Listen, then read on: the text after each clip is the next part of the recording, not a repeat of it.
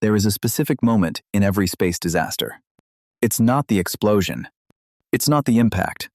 It's the moment before. The moment someone identifies the risk. And yet, the system decides to continue. The history of space exploration has not evolved solely through innovation. It evolved due to flaws that forced structural changes.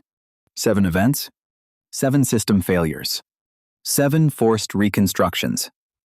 It's a pattern that repeats itself. Apollo 1. The day NASA stopped. On the 27th of January, 1967, NASA was facing extreme political pressure. Kennedy had promised the moon before the end of the decade. The Apollo capsule had accumulated thousands of documented technical issues. Pressurized cabin with pure oxygen, highly flammable materials, a hatch that opened inwards. Opening time of up to 90 seconds with external tools. The risk was known and unavoidable. During a ground test at 6:31 p.m., a spark started a fire that, in less than 20 seconds, engulfed the cabin in flames. Gus Grissom, Ed White, and Roger Chaffee died right there. The consequence was unprecedented. NASA suspended the program for 18 months. Over 1,300 changes were implemented. It seems there was a bit of a problem. Negligence? Comment on what you think of this attitude. A new external opening hatch in just 3 seconds. Modified atmosphere used during testing and flammable materials removed. Apollo 1 didn't take man to the moon, but it redefined the safety standard that allowed others to arrive alive. Like my friend says, that is, if man really did go to the moon. Soyuz 11, the rule, bought with 3 lives. The 30th of June, 1971, was marked with blood.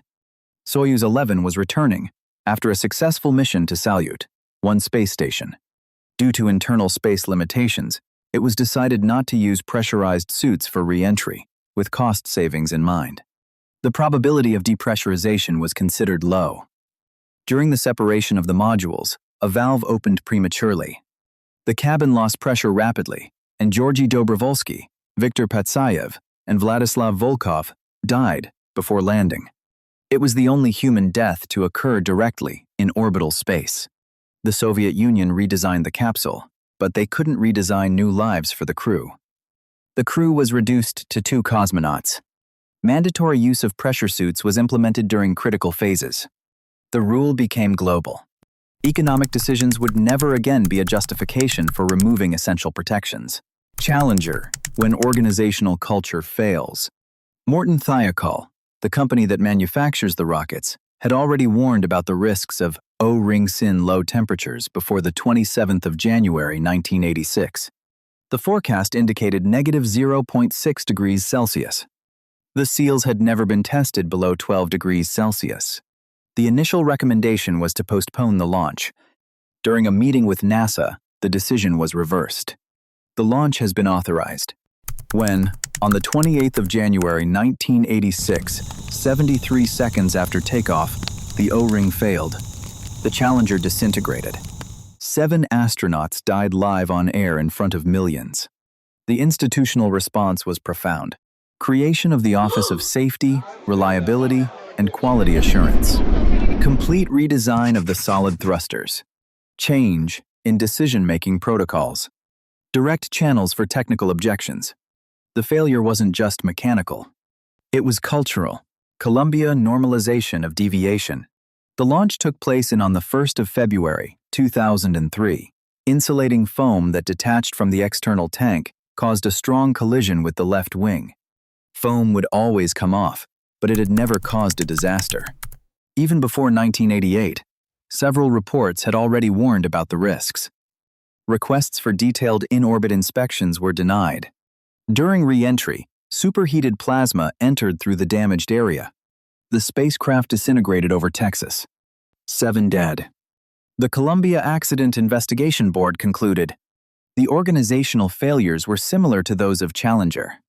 The Space Shuttle program was ended after 135 missions. New philosophy adopted.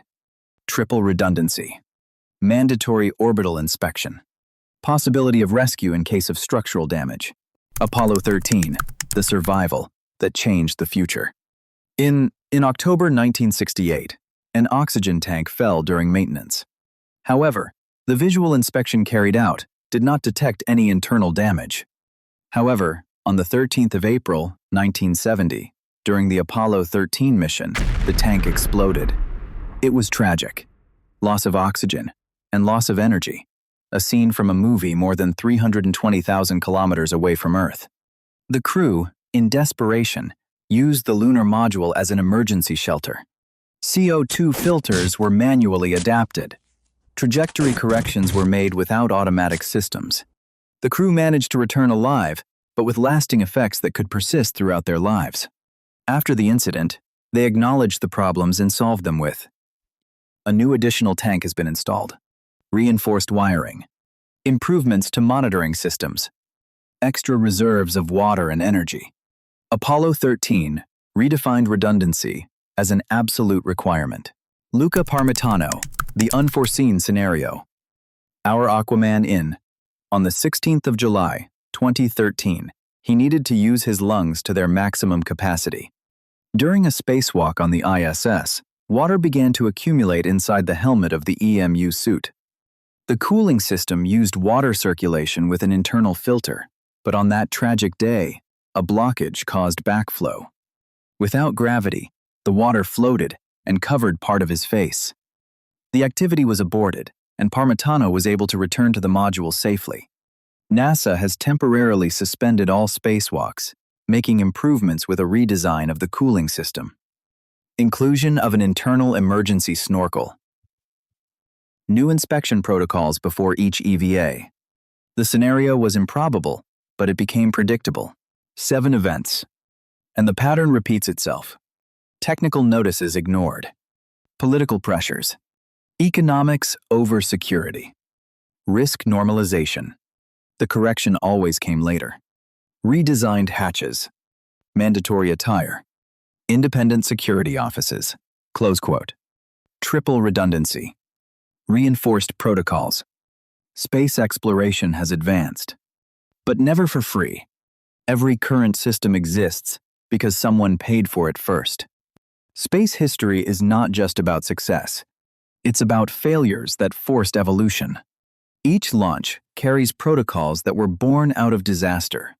And every structural improvement originates from a moment when the system failed. Leave a like and comment on the most tragic event you remember watching.